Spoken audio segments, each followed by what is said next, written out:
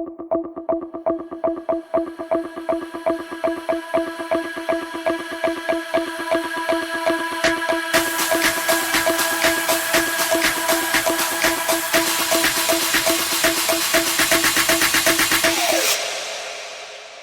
everyone, and welcome back to another episode of the Writers Podcast. I have with me today a returning guest, Chris Denmead. Hello, Chris. Great to have you back. Hi. How you doing? All right. Okay, and you are many things. You're a radio show host, you're a writer, and why don't you tell the audience a little bit about who you are? I do a radio show in Worcester, Massachusetts on Sunday nights called Radio of Horror. It's a live broadcast radio show with recorded interviews.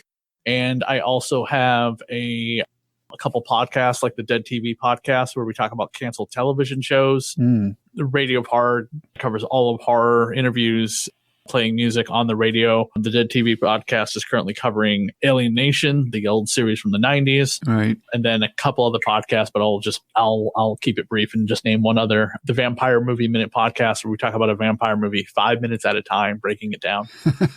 Oh, cool. As an aside here, because you're doing the horror show and that radio show, is one of your topics tonight the recent announcement of Mike Flanagan possibly doing the Dark Tower series? I mean, we'll mention it, but I'm not big on like covering news because there's so many sites doing that. I will mention it briefly, but not like a big like thing about it. Just again because of I'm not a big breaking news site guy. Right. Okay. Fair enough. So you have been on before to talk about your graphic novel. Why don't you just do a quick recap of that for everyone so they know what that's all about? I gender swapped the cast of Dracula with my partner Ken Hunt, the illustrator, back in 2020. And then we published it in 2021, as well as a comic book tie-in about 6 to 8 months later, where we take the entire cast of Dracula and we gender swap them. Right. And then just explore that universe a little bit more in the comic book tie-in, which explores her origin. And then recently this year, me and 5 other authors published an anthology book called Vlada Tales of the Damned, which is stories of Vlada Dracula, Colleen the Vampire, Vlada's apprentice, Quincy Morris,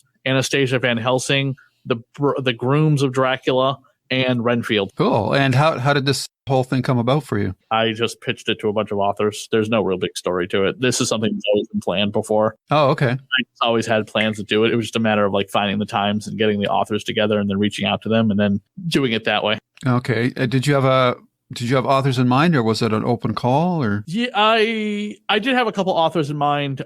I don't think I did much of a casting call other than for one particular story that I needed to find an author for, and we found something. Let's just say I'm going to leave it at that and not go over what story it is, but it was a rather tumultuous process to get that story done. Okay. So we've got some decent talent on there, like Scott C. Baker, who's a former CIA analyst turned horror writer, and Jenna Moquin, who's a horror writer, and then artists such as Don Peresi, who you can look up on Google, a lot of his artwork over the last like 35 years, and Tim Vigil.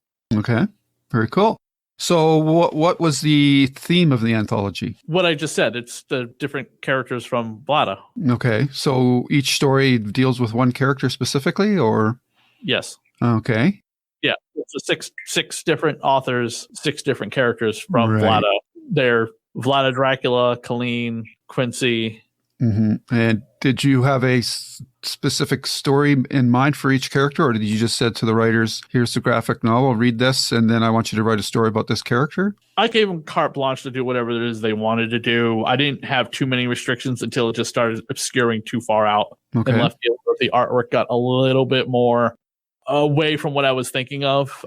One of the stories I would say all but 1 or 2 of the stories, I was pretty fine with how they were written. Okay. And did you write a story as well? Yeah. The only thing nobody was allowed to write was about Vlada herself. I decided I wanted to handle that. So I wrote her story of what happened during one of her many resurrections and what she would do and how discombobulated the resurrection process feels to her. Okay.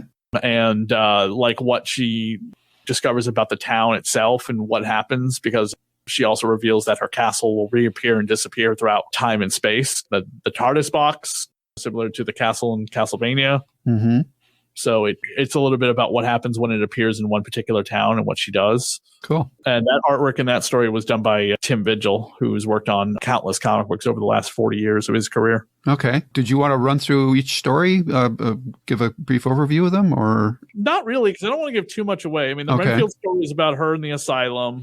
Mm-hmm. The Colleen story is about how she handles somebody who tries to pick her up like a prostitute, not realizing what she really is. Okay. Colleen is the apprentice of Vlada. If you read the graphic novel, you know who she is. She's in the comic book as well. Okay. Grooms of Dracula are all about like how they're treated by their mistress. So like the brides of Dracula, but they're the grooms of Dracula now. Quincy Morris's story is a cowgirl story, very unusually meta, supernatural, trippy story. And Anastasia Van Helsing, which is our Abraham Van Helsing character, gender swapped, is about an encounter she had with one of the first supernatural creatures she ever faced when she was younger, prior to becoming the scholar and doctor she is known for today. Right. Very cool. Now, I was going to say that story is actually done and illustrated by the same person, Chandra Akerblom, who's a cosplayer here in North America, New England area. Okay. Longtime friend of the show. Just like Don Peressi's story, which is about Colleen the vampire, is written and drawn by him as well. Okay. So it's 6 short stories printed, typed, but with art accompanying every story, like a splash page. Right. Very cool. Now, you said you gave each of the writers carte blanche, but I'm curious, what is your, do you have any further projects in mind for this character? And if you do, are you facing any continuity issues with any of these stories or not? No, one of the stories, the person had some issues with reading Vlada. They didn't apparently read it. They ran their own story, and then we had to go back and correct it and make sure that it falls into continuity. Mm-hmm. Every single one of these stories does take place prior to the events in Vlada, mostly. The exception of Colleen. Colleen is, again, Vlada's apprentice. She spins off from the main book into her own thing coming up, and she survives the Vlada Dracula tale story. Mm-hmm. So that takes place after the Vlada Dracula graphic novel. Okay. But everything else takes place prior. Okay. And did you do the editing for this? Me and Ken Hunt, but I mostly had the writers make sure they edit themselves. Most of the writers, half of the writers are professional writers, so they know how to edit without any big issues with me going back and going, you got to redo this story. Again, all but one story I didn't have any issues with. Mm-hmm. There was one story in particular, and like I said, I'll just keep that to myself. Sure. That was just a complete and utter mess, and I'm shocked we got it printed. Just a word to advise, don't hire people who don't possibly speak the language that's being printed. Okay. If they don't know how to write in the language. Drawing-wise, great. Printing, English-wise, there might be a massive discombobulation of grammar and stuff, and that's not their fault. It's just how they perceive English to be written. Right. But I wanted to give something a chance, and it was a lot of work. So I learned not to possibly do that. Right. And so how long was it from the time that you sent out the invites to the writers to the actual publishing of the book? We had a bit of a knuffle cluster F with the printer. And was this during COVID by any chance? No, this anthology was printed this year. Okay. So this has nothing to do with COVID. This has to do with just not paying attention. Right. Okay. And that's mostly on me. Okay. And so the book is now available on Amazon and all the normal outlets, I assume? No, it's not available on Amazon. Amazon has very funny printing algorithms that need to be met before you can't just stick a book up on Amazon because you printed it. Oh, okay. You cannot just print something and go, I self-publish this. It's going to go to Amazon. No. Amazon has very strict guidelines on how something needs to be formatted for them to print it on their website. Right. Okay. So those guidelines have to be met by them, and they will fight back against it constantly. That happened with the other thing we published this year, which was the hardcover of Vlada. Okay. All the covers that have been printed for the book. So there's 14 covers in total from the Kickstarter to the retail covers, plus an comic book at the very end. Right. That was never seen public before. And it took many, many, many aggravating weeks going back and forth with Amazon to get it published on their site.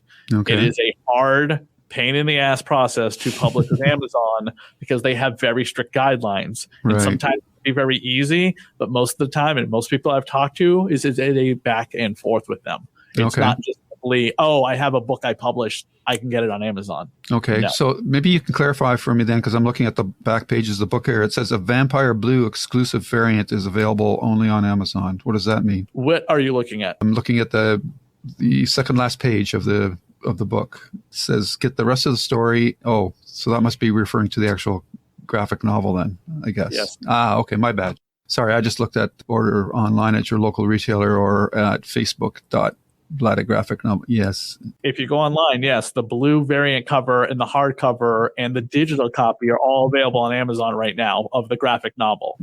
Okay. I see. I do not have the comic book on Comixology. I don't want it on Comixology. They're just complicated to print if you are self-published. But this short story collection will appear on Amazon soon. And if somebody wanted to get a hold of it right now, where's the best place to go? Etsy. Etsy? Okay.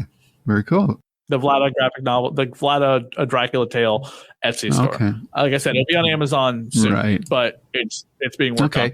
And how involved were you with the layout and the cover work for the book and that? I guess you had one of the artists doing all that, the art graphic stuff, but were you looking after the actual compilation and putting the book together for print? Yes, I was. I pretty much gave Tim Vigil some direction here and there on what it is I wanted from the graphic novel, but he was pretty much allowed to do what he wanted. Right. He was allowed to pretty much do what he wanted to get the story done. Okay, very cool. So now that you've got this done, what are your future plans for this universe, if any? No, there is. We're going to do a spinoff with Colleen, the vampire, right? The apprentice of Vlada. She's going to get her own 22-page comic book. Okay, very cool. And then what happens next, I don't know yet. All right. I think that's all the questions I have for you. Is there anything that hasn't come up that you'd like to mention at this time? Not in particular regarding Vlada, but the other thing that was published through Bear Manor Media was a book called The New England Horror Filmmakers. It's about filmmakers from the New England area that made horror movies. Oh, cool.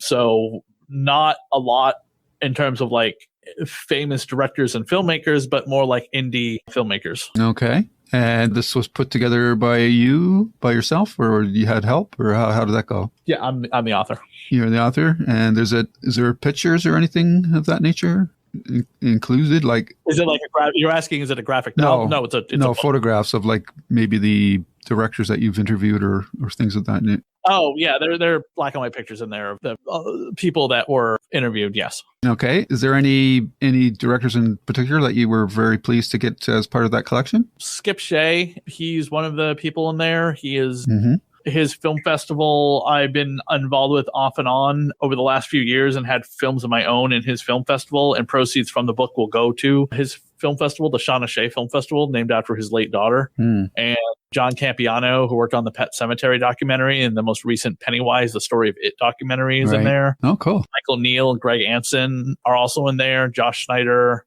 and a few others. Oh, very cool. And how long did it take you to put that all together? That is a long story. Oh, okay. You've had that on the back burner for years kind of thing? Yeah. For a long time. It's been a massive amount of stop and go and then rejection and then sometimes laziness on my part. But I finally got it together about a year ago and then got it published this year by Bear Manor Media. Okay. It publishes a lot of books about true stories of behind the scenes of like films and biographies and documentaries and stuff like that. They just published one about the story behind Halloween 3 Season of the Witch. Oh, cool. Okay. Yeah, by Tommy Lee Wallace, the director of the film. Right. And where's the best place to get this book? Bear Manor Media. Their website or Amazon. Okay. Very cool. Anything else? For publishing? No, that's it. Anything else is still hush waiting on to be put together. There's a big project that me and some people are going to be doing next year, but we're waiting to see what happens at the beginning of the year. All right. Very cool. Well, if that comes to fruition, I'm sure that you'll come back on and we can talk about it then. Definitely. Okay. Very cool. Well, I want to thank you for your time, and I wish you the best of luck with all your future projects. Thank you so much for having me back on. Not a problem. Enjoy the rest of your weekend. You too. Bye. Okay. Take care now. Bye-bye.